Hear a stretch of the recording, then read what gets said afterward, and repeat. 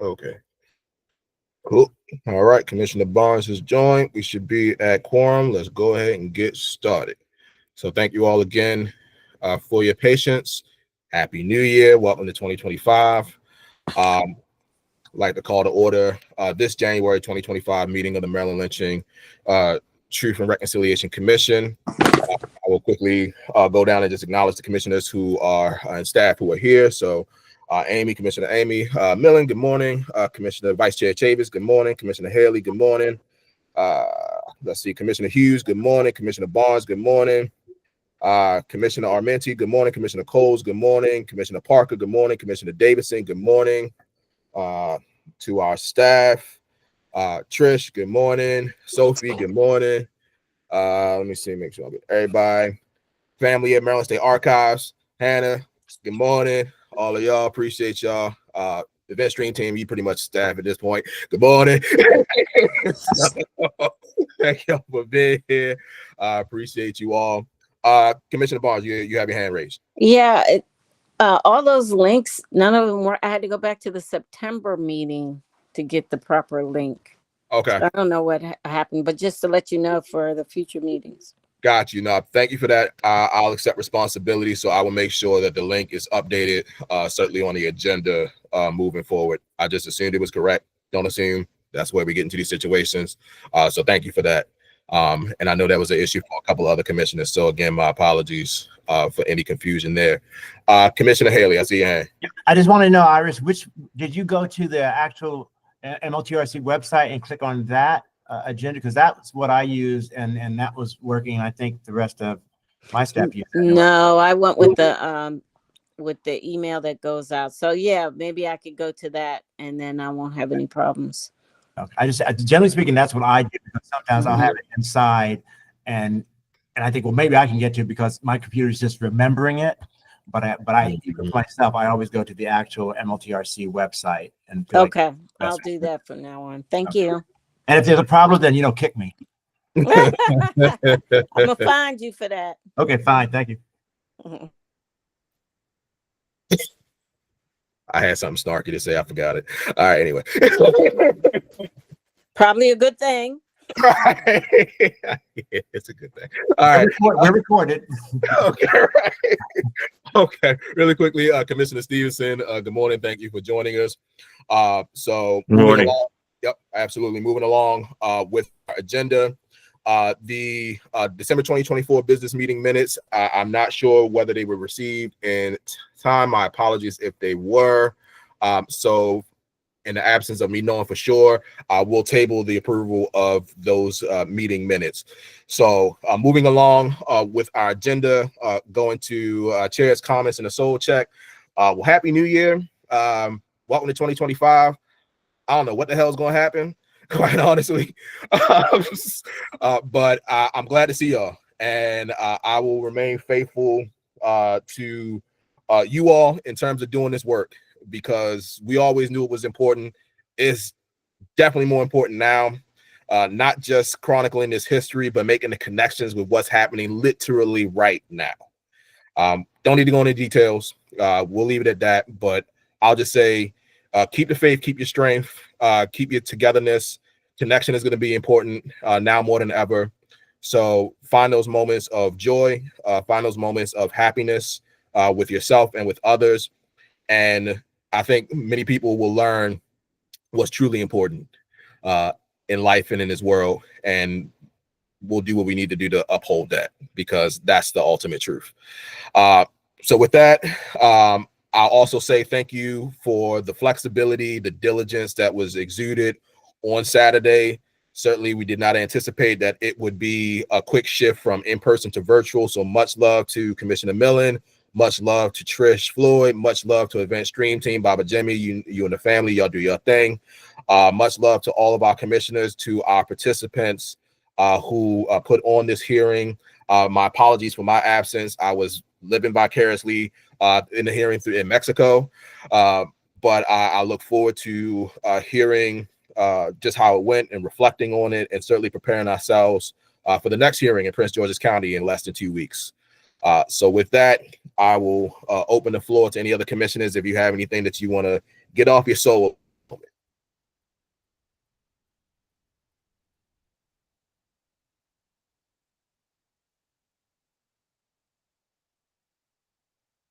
Oh, and real quick, much love to Commissioner Creary as well. I know he's not here. I want to give him some huge shout out as well. My apologies for missing that.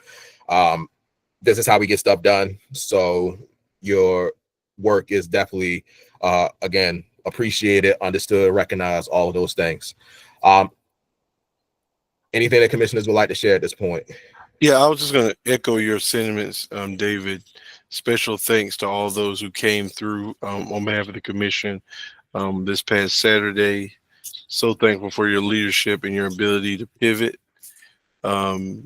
Thankful for Amy McMillan, Nick Creary, and others for their leadership in this final stretch of the work of this commission. But yeah, I'm just excited about this new year. I'm ready to finish on a strong note and move forward and continue this work together. Thank you so much, Chair Fakunle. Vice Chair Chambers, you know I appreciate you as always, and thank you for that confirmation. Absolutely. Commissioner Davidson, I'll go to you, and then Commissioner Haley, I'll come to you. Oh, okay. Thank you. I just wanted to, and I've spoken with you, but I just want to let the rest of the commission know that I plan on departing or leaving the commission for various reasons that I've shared with Commissioner Fakunle. My replacement, who I'm trying to get through the process of being approved by university, will be at the hearing in PG County. I'm not going to give her name now, but I can tell you that she brings a lot of energy, much more energy than I have, a lot of energy. And she has event planning skills, project management skills, writing skills, editing skills. She is a historian. And so hopefully we can get that process finished so that she can bring what she can, some contributions to the commission. And I thank you all for allowing me to be a part of this. It's much needed. And and I don't mean to prolong this, but I was in the president's cabinet meeting. They said, well, what will happen after the commission? I said, well, the work needs to go to continue. This is not a one and done thing. The healing has to continue. And I reminded them that it was Nick Creary, who formerly of Bowie State University, that brought this to the attention of the state government. But thank you. Absolutely. So Commissioner Davidson, Roger, if I may, thank you all. Thank you for all that you've done on this commission. I know that you've had your circumstances. You've been open with me about that, and certainly everything that you've been able to do with those circumstances in mind are greatly appreciated. I'm excited. You've already sold me on your replacement, and I think it's very apropos that hopefully she will be on in time for the hearing at Bowie State University. Because Bowie is a major foundation of this commission Yes. in many, many ways. So I think that would be very apropos for her debut to be at that hearing. And certainly I'm excited for all that she will bring. And I trust that she will be a suitable replacement for you. And certainly your name is a part of the history of this commission. And again, very grateful for your presence. So thank you. Thank you very much. Absolutely. Commissioner Haley, I see you. Thank you, Commissioner Fakunle. And let me just say first, I think I was remiss in not mentioning this the last meeting. Big kudos to you for being a part of the Alex Haley Kunta Kinte Memorial 25th Anniversary. I mean, you were, I just want everybody to know, a stellar presence, because he had the immensely challenging task to bring, one could say, a political, community activist, and just curiosity seekers to call to fore just by his drumming alone, and not just to begin the presentation at City Dock on a day when everyone was worried about the rain, everybody was worried about impending storms, but also later, about 1.5 to 2 hours later, when we began a ceremonial walk up Main Street, when just by himself again, he was leading us with his drums. And to much degree, it was no walkie-talkie. It wasn't a cell phone. We weren't saying, oh, David, do this, David, do that. I mean, just the beat of the drum was so interesting and so involving and so passionate that it really helped give us the beginning, the evocative, passionate touch point or flash point to the beginning of that ceremony, and also the through point, which took us from City Dock to the Banneker Douglas Tubman Museum. So publicly, I wanted to say that, because obviously some of the relevance of that memorial is about the inhumanity of man and how to get past that. So again, openly, thankfully embracing all that you bring to us as the chair, and also as a very talented storyteller and musician. No, thank you for that. No, I greatly appreciate it. I'm glad that I was able to do my part to contribute to your uncle's legacy and that celebration. Personally, I am very grateful to my body for being able to walk from City Dock to the Banneker Douglas Tubman Museum while drumming, maintaining an actual decent rhythm the whole time. That was my personal success, especially at this age. Okay. It was awesome. It was awesome. No, it was dope, and I'm glad the rain held off, because that was my concern as well. But we did our thing, and I'm grateful to have been a part of it. So thank you all, and thank you, Chris, for that public acknowledgement. Very grateful. Additionally, let me just say that again, reiterating what you said and what Charles said. God knows that Saturday was a challenging logistical and technical event for us to manage, but kudos to EventStream, kudos to all of us, and Ian at our office here, the Maryland State Archives, who all were able to moment by moment, Commissioner Millen as well, moment by moment, to let people know what was going on, and also checking as things were going on that now it's working, we can proceed, and now we can put a message, and now the message is saying this, and just moment by moment. And certainly lessons learned is that because we're still in the winter, and because our next two hearings are still within this time frame, that we have decided, at least within the executive committee, and so sharing it now, that if the same thing happens where the particular county we're in is going to call a state of emergency, a weather-related emergency, then our fallback is virtual. So just so you know that right now, it is not to try to replan it. It is not to try to postpone it. It is to go virtual. So just so you all are aware that that is our plan moving forward. Hopefully we won't have to go to that plan, but that is our thinking moving forward. And finally, if you all haven't seen Wicked, I remind you that it was written way before the person who is in office right now is in office, or will be in office as of the 20th, because there's claims that, oh, it was written about, it's an attack. I've known of that play for 20 years. It was not an attack, but there are some things which might make you think so, and I'll leave it at that. Was that your plug for me to go see Wicked? Because I haven't seen it. Should I go see Wicked? All right, cool. Yes. I'm gonna pick a random day and just go see it. Yes. I'm like, okay. Like, I'm gonna see what you're talking about. All right, cool. I appreciate that. No, thank you for that, Commissioner Haley. And again, thank you all for the flexibility that you exuded on Saturday. All right, so moving along with to our public, we always thank you for your presence. Thank you for joining us in this journey. As always, if you would like to introduce yourself, your name, your affiliation, please feel free to do so in the chat. Again, we have the utmost appreciation for people who have joined this journey, who have been a part of this journey from day one. Anytime that you picked it up, it has been appreciated. And thank you, and thank you some more. Moving along to our committee reports, no particular order, but I will open it up to our committee chairs to provide any updates that should be shared at this time. Now, if it's related to the hearing, I have that later in the agenda. So if it's hearing related, we'll do that under new business. But if it's anything else, please feel free to share that at this time. Point of clarification, when you say hearing related, are you including the reconciliation hearing in that? No, so basically our main focus for this hearing is reflecting on what happened on Saturday and then thinking about what's happening in 2 weeks. So reconciliation we talked about during the week. Okay. Yeah. Okay. Mm-hmm. I'll wait until I'm going to be speaking on behalf of Commissioner Curry today. Okay. I'll wait. Okay. So research, logistics, anything that we'd like to discuss? Commissioner Millen, I see your hand. No, yeah. So the logistics committee last met on December 16th. We reviewed, as we always do, the prior hearings that have been had taken place, and discussed recommendations that we pull from past hearings and carry them forward into future hearings. I want to give a shout out to Trish, who continues to go above and beyond with supporting the hearings, our local partners, and our contractors, and as has already been mentioned, pivoting quickly as new circumstances arise. 3 members of the logistics committee served on the report writer review committee. So there's a nice sort of crossover there as the different committees are speaking and working with each other.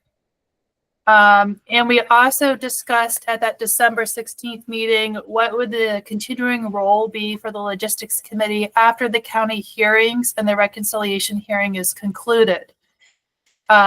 We discussed that we could serve as readers through the report, provide feedback, guidance, ensure accuracy, etc. So that's just like the high level conversation, but we are thinking about how our own role might pivot as the hearings are wrapping up.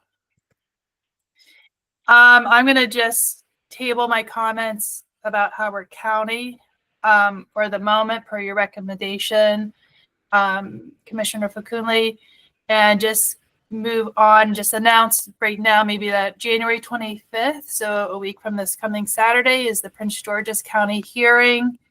Our local partners, of which Reverend Teachard is attending today. They have been fantastic partners and really involved with every step along the way. And our last minute details are really just falling into place and taking shape. Not taking shape, they've already taken shape, but being locked in the next like 6 days or so. Carroll County's hearings February 1st. Same thing, those local partners have been great and their hearing is pretty much set as well.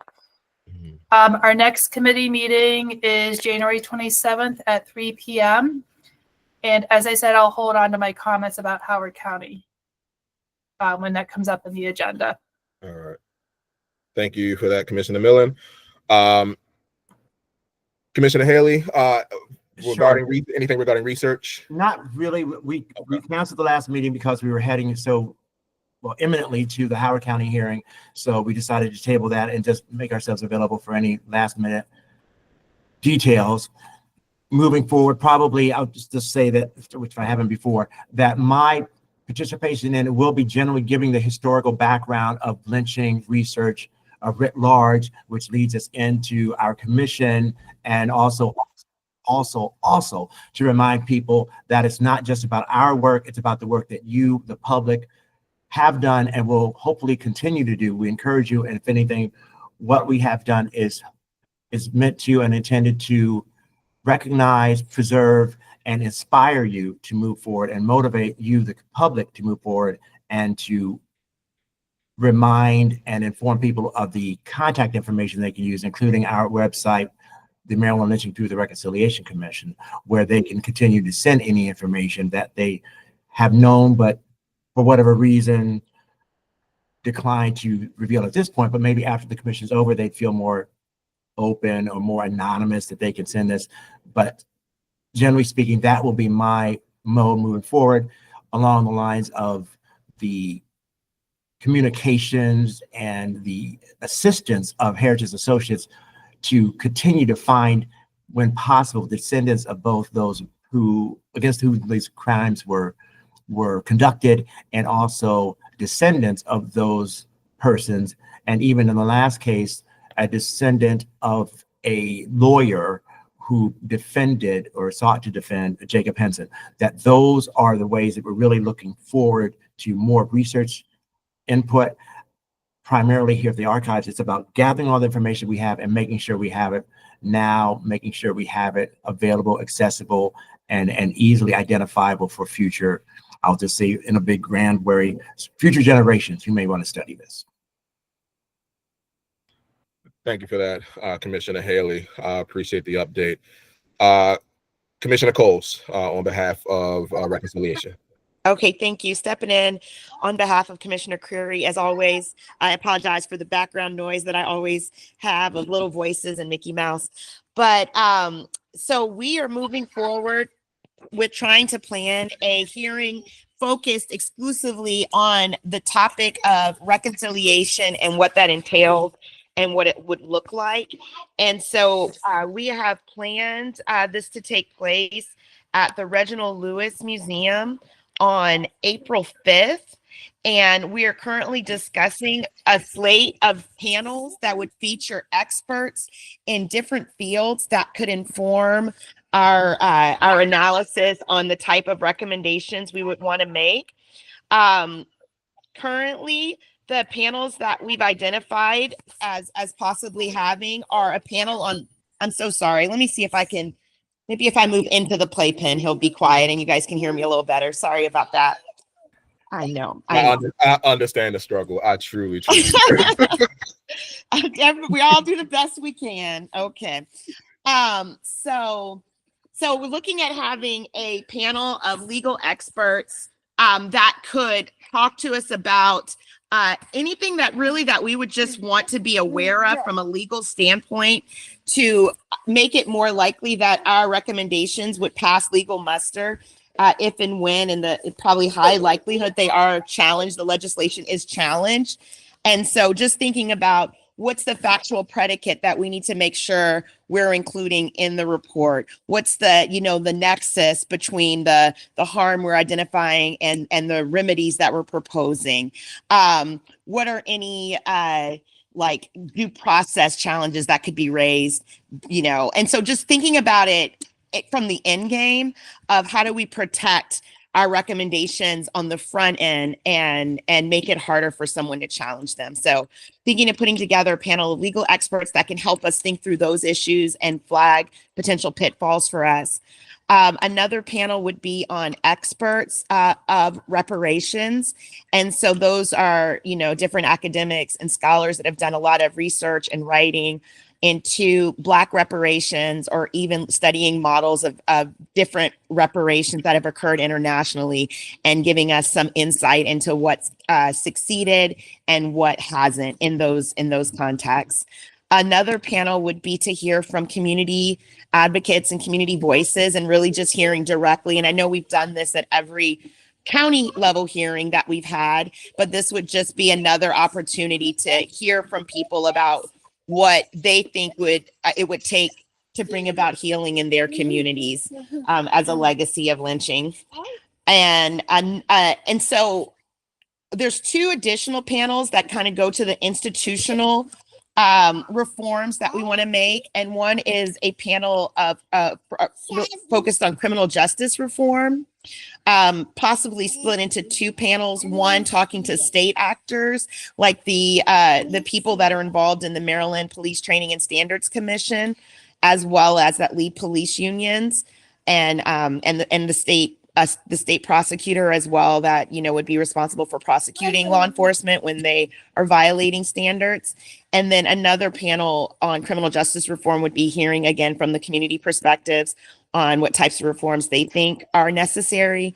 And then the last one is looking at reforms within news and media, and how do we get our news media environment to elevate itself and not continue to perpetuate harms that lead to the lynchings and the dehumanization of African Americans. So once we started thinking about all these panels, it looked like it would probably last longer than a day, and that we might actually need 2 days to address it. And so we're currently exploring when and where we could have a second day, with either the first day focused on the beginning topics I mentioned, or the first day focused on the institutional issues that I mentioned. And we're going to see if we can do them back to back. We're going to see what the venues availability is for that. But that's generally what we're looking at. If anyone has any thoughts about, we've already identified, just doing a lot of research, who we think should appear on these panels. But I'm happy to share this document if anyone wants to take a look and give us input. And if they have ideas on, people that we're missing that they think are really important to hear their voice and their perspective too, please let Nick and I and Chris, all in the reconciliation committee, let us know. Thank you, Commissioner Coles. Any questions, any immediate questions for reconciliation? Commissioner Millen, I see your hand. Yeah, I don't have a question. I just want to really commend Commissioner Coles for her really deep thinking on this. hearing, especially. And also I want to add that we're hoping right now, at least on both days, that there'll be a public comment section built into each of the 2 days, because that has been a really effective means of hearing from the public, and, you know, gathering information or thoughts that we had not previously considered. So that's something that we're trying to bring forward from the county hearings into this big final 2-day hearing. So Commissioner Dupree Wilson, I see your hand. Hi, good afternoon, everyone. I just wanted to commend the committee for their amazing work so far. And I was wondering if it would be possible for us to look into bringing maybe someone in from the city of Evanston, Illinois. I believe they are the first American city to grant reparations to citizens for housing. So maybe they can serve on a panel or so. Just wondering. That's a great idea. We can definitely include that. And California as well, you know, maybe if someone from there wanted to give us some insights, but yeah, no, we'll definitely add that to the list. Thank you for bringing it up. Man, I see a hand. I'm trying to acknowledge the hand. My computer's being all whack. Vice Chair Chambers, please. I see your Yes, hand. I was going to thank you again, Michelle, and thanks to the committee for getting the ball rolling with this list. I mentioned in the email that I was going to provide feedback and I guess additional recommendations. Would you all want that in a new document, or is there a shared document that you're circulating? I just want to make sure I don't recreate. Did Commissioner Creary, I think he sent you a draft document with the names on it. If you're able to just add red line or comments to that document, that would be helpful. Perfect. Sounds good. Okay. Thank you very much. Great. Thank you all. Any other immediate questions? All right. Hearing none, seeing none, we move on. Any updates regarding any county regional engagement? I know we're, you know, kind of towards the relative end of that process, but any particular updates that need to be shared in that regard? outside of Yeah, like outside of the hearing. Yeah. Just anything else that's kind of happened, any other goings on? No. Okay. The Howard County hearing. Let's discuss. Who wants to go first? I'm going to go first. I'm going to be a little more assertive and go first. Go for it. I just have to, it's already been said, but I really must give Event Stream team the biggest, I don't know, biggest praise, love, whatever.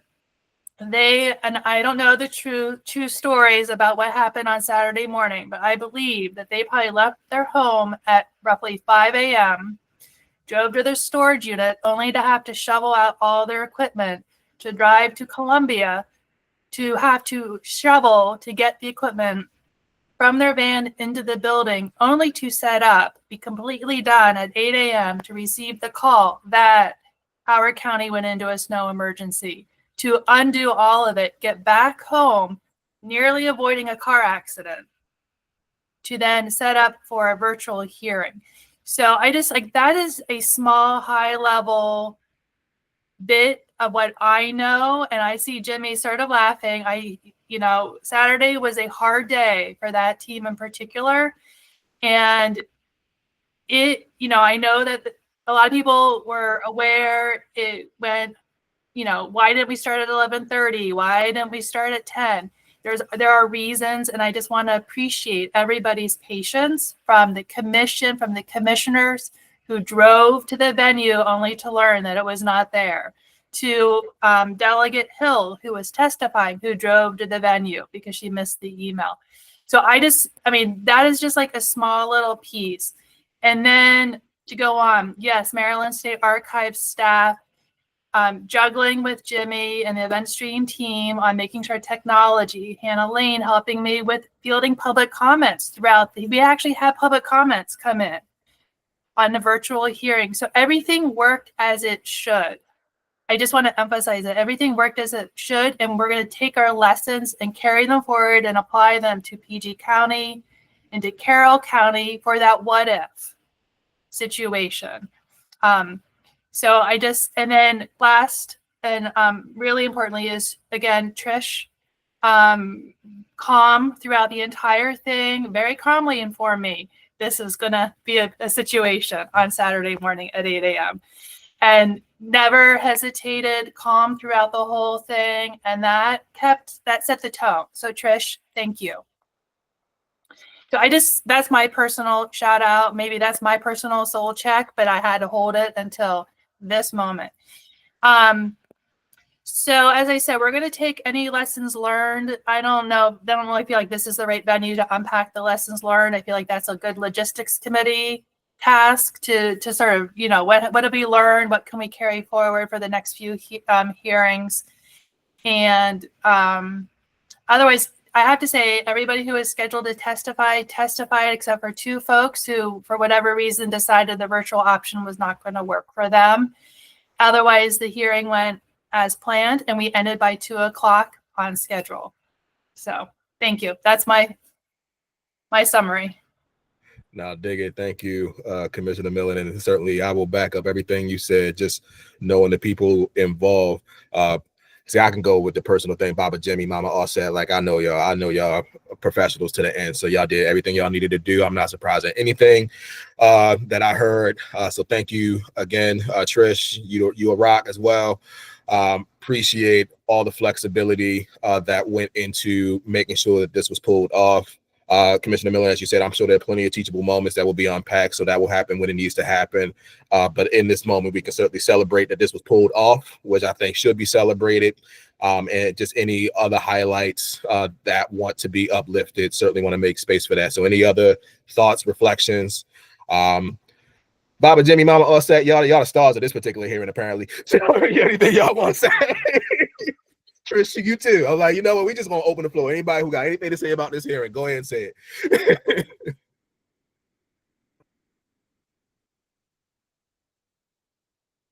I do just want to acknowledge Nick Cleary. I know he's not on today, but he actually flew in for this hearing, and he was very proactive in chairing the hearing.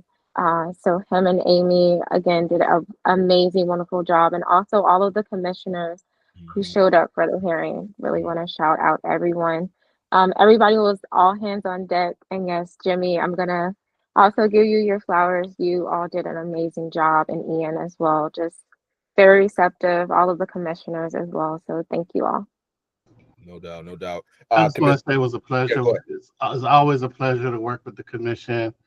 And we got some lessons learned for the next ones. We're going to, in advance, have the virtual situation set up so that, it's already there. We'll just be ready. No doubt. Appreciate you. Commissioner Barnes, I see your hand.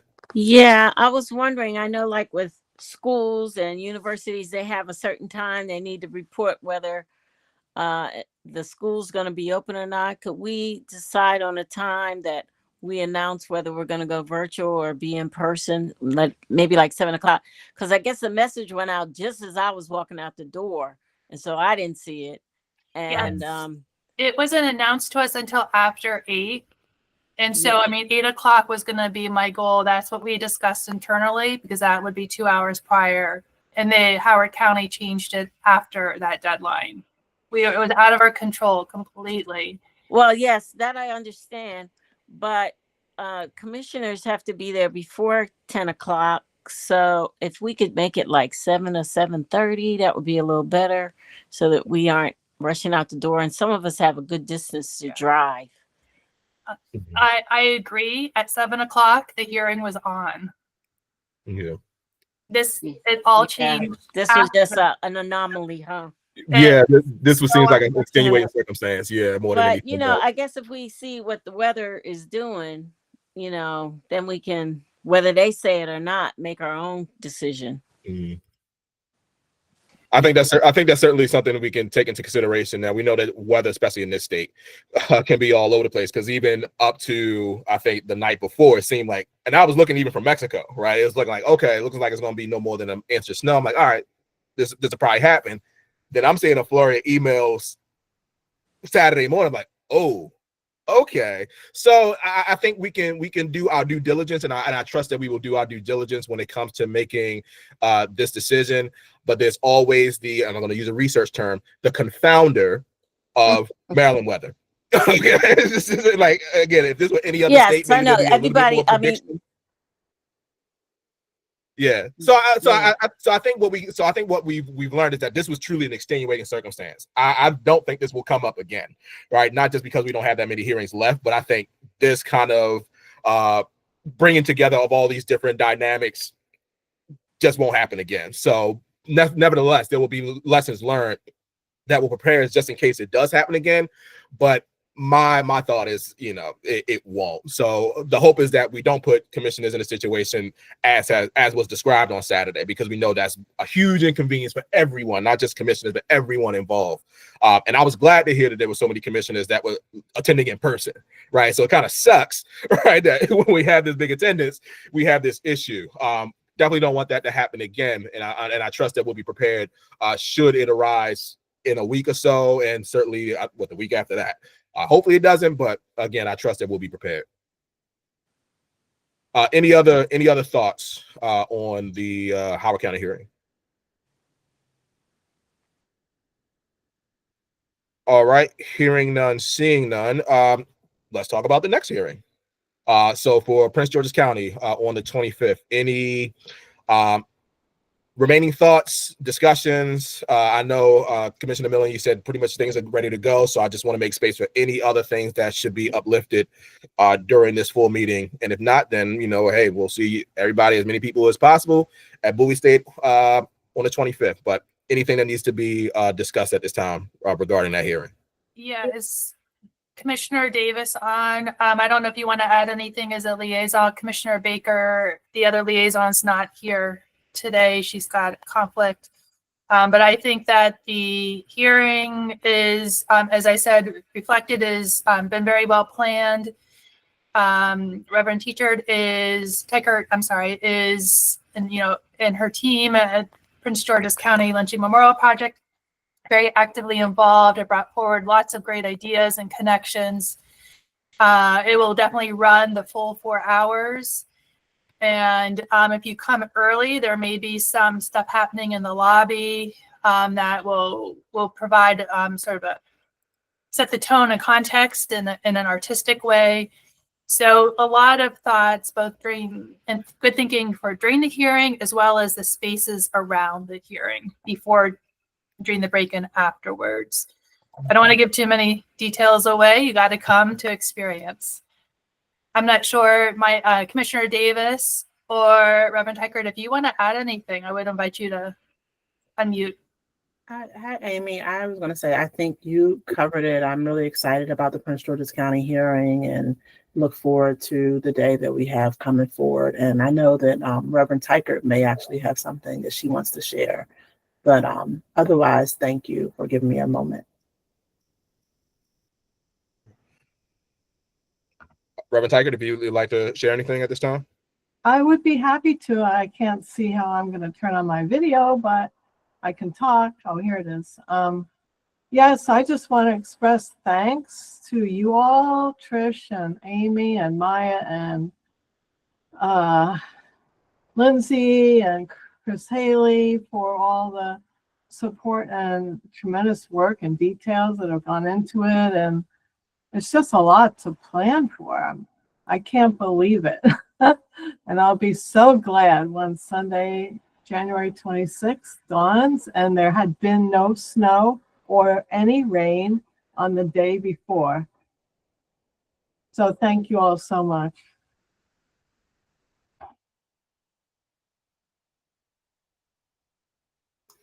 David, I think you're muted, Chair.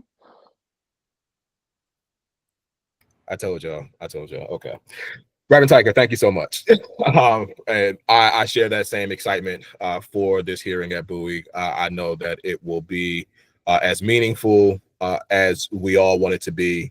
And I already love the kind of mini spoiler that Commissioner Millen gave about the artistic presence. I'm always down for that. So really looking forward to this full presentation that we will get in a little over a week. Any final thoughts on the PG County hearing? Yeah, hi, this is Catlin Tromazak from Living and Growing. I just want to share that I've been working with some of the organizers from PG, some of Reverend's team members, and we're actually having a conversation this evening about a potential follow-up for the community on February 8th, just to invite people if they want to process their feelings and thoughts in a separate space. So we will be in touch with everybody once those details are organized. Awesome. Thank you for that, Caitlin. I dig that. That's awesome. Appreciate that. All right. Wonderful, wonderful, wonderful. I'm glad to hear all this. I'm looking forward to it. So let's move on pretty much towards the end of our agenda. Any announcements? Commissioners, feel free to say yours out loud. Put any information in the chat. Members of the public, if you have any announcements, we just ask you to put it in the chat. We do know that February is coming up, so everybody wants to be Black in February. If you got your Black History Month events, put them in the chat right now so we can get it on the calendars. But any announcements that people would like to Just want to make a quick. Okay. No, you go ahead, and Commissioner Barnes, I'll go to you. Okay, sorry. I just wanted to make a quick announcement that Kayla, our intern, has joined us for full time. Well, not full time, but she's fully on board for this semester. She's a law student at Howard Law, and she's going to primarily be working Mondays and early in the week. And she's going to be helping us a lot with getting the reconciliation hearing up and going. But if anyone else has a task that could use an intern, definitely let me know, and we'll see if we can squeeze it into her schedule. So thank you, everybody. Awesome, Don. Thank you for that. And Kayla, welcome to this lovely family that we call the Maryland Lynching Truth and Reconciliation Commission. Commissioner Barnes, I see your hand. Yes, I just want to invite everybody to participate in the Lily Carroll Jackson Civil Rights Museum's book club, which goes beyond just being a book club. 1 month we'll be reading a book, and then the following month we have the author speak and present at the museum, and it would be a hybrid format if you can't make it, but it's an opportunity to get your book signed. So we're going to try to keep that going for the rest of the year and maybe for the years to come. And most of the books that we're choosing have a social justice component to them. So just check our website, Lily Carroll Jackson Civil Rights Museum. Look under the events and see what we have in store. Thank you, Commissioner Barnes. Appreciate that. Trish, I see your hand. Alrighty, thanks, Chair. I just want to lift up both Anne and Brianna, who are our Bowie students, for all of their hard work with note-taking and also printing for all of our hearings. So just wanted to give them a shout out. Thank Absolutely. you, Trish. Yep, appreciate You're that. welcome. Appreciate that. Since we in the mode of uplifting the young people, I can say that now because I'm old. I got grades. Like to certainly uplift again the class that me, Michelle Garrick, and David Carey at Loyola University of Maryland will be doing starting tomorrow. It's a joint class between Loyola and Morgan State University, and it revolves around restorative justice in the 21st century, including the Maryland Lynching Truth and Reconciliation Commission. So we very much intend for this to be a living experiment, a living lab for our students where they can explore the ways that restorative justice is happening in the U.S. and worldwide in the 21st century, and to have the opportunity to contribute to the MLTRC, particularly around the way that our work is communicated with younger audiences. So we want to be very intentional about telling this story in a way that anyone of any part of the life course can digest, especially younger folks. To my commissioners, we will be calling on you to share some of your insight throughout this class. So it's going to be on Tuesdays from 6 to 8:50. It's going to split between Morgan and Loyola. Certainly you all can jump in virtually or join us in person if you are available. But really, we want young people to know that they are in this work and that they can bring their insight and their creativity to this work. So I'm very excited. I got a lot of catching up to do with Michelle and David, but I'm really looking forward to this class. So much more on that as we go along in the spring semester. Trish, you got another announcement? Nope, No? thank you. Oh, all right, cool. Any other announcements? Oh, and shout out to, oh man, my reads are growing up. Oh God, really? So shout out to Xavier Reed, one of the members of the event stream team who graduated from high school in December. That's dope. I remember them all when they were youngins. So this means a lot to me. Continues to make me feel old, along with just my aging body. It's great to see again all this advancement and prosperity. So shout out to event stream team and to the rereads for all that y'all have done. Dr. Dupree Wilson, see your hand. Hi, I forgot to mention that I'll be doing a lecture on Thurgood Marshall at the B&O Railroad Museum on Saturday, February 22nd. I will drop the link in our chat. So please come out. We are going to be looking at his life, not just as, a leader and a lawyer, but also as a Pullman porter. So please come out and enjoy the lecture. Right on. Thank you. I was wondering if there was a train angle because I'm like, I love trains. Right. We had it started. I just love that museum too. So any excuse to get in there. Yes. Because our exhibit is in there as well. Chris and I worked on the Underground Railroad exhibit that's there as well. So right on. You got to see it all. Awesome. Thank you for that. Any other announcements? All right, hearing none, seeing none, then we are at the end of our meeting. I'll move for us to adjourn. Thank you all again for your patience. Thank you all for your flexibility, not just today, but certainly this past weekend. I'm looking forward to the next hearing on the 25th. Our next meeting, let me see, it's going to be on February 10th. Hopefully that does not, is there a holiday on February 10th? I don't know. Let me check real quick. I don't think there is. I think it's the 17th is the actual holiday, but let me just make sure. That is correct. Yep, President's Day is the 17th, so we're good for February 10th. That'll be our next business meeting, and between now and then, we will have had our hearings in PG County as well as Carroll County, correct? Yeah, so we will have had our final two regional hearings, and then all that will be left will be our reconciliation hearing in April. So we'll have a lot to discuss at our next business meeting. Always be on the lookout for communications from Trish and everybody else. To members of the public, thank you as always. To commissioners, thank you as always. Be safe, keep your mind right, keep your spirit right, and I will see y'all soon. Oh, and happy birthday to Dr. Martin Luther King Jr. on the 15th, and happy birthday to me tomorrow. But I'm gonna be 38. It's a random year. Like, how do you celebrate 38? So I'm just gonna work. All right, cool. And happy Founders Day to the members of Delta Sigma Theta Sorority Incorporated. Okay, there you go. Get the anniversaries on. Yes. All right, much appreciation as always. I'll see y'all soon. All right, take care. Bye. Happy birthday, David. Thank you. You have the same birthday as my grandfather. Oh, so that's special. Okay, but it's still 38. Like, again, what am I gonna do? It's like, all right, appreciate y'all. See you later. Okay, bye.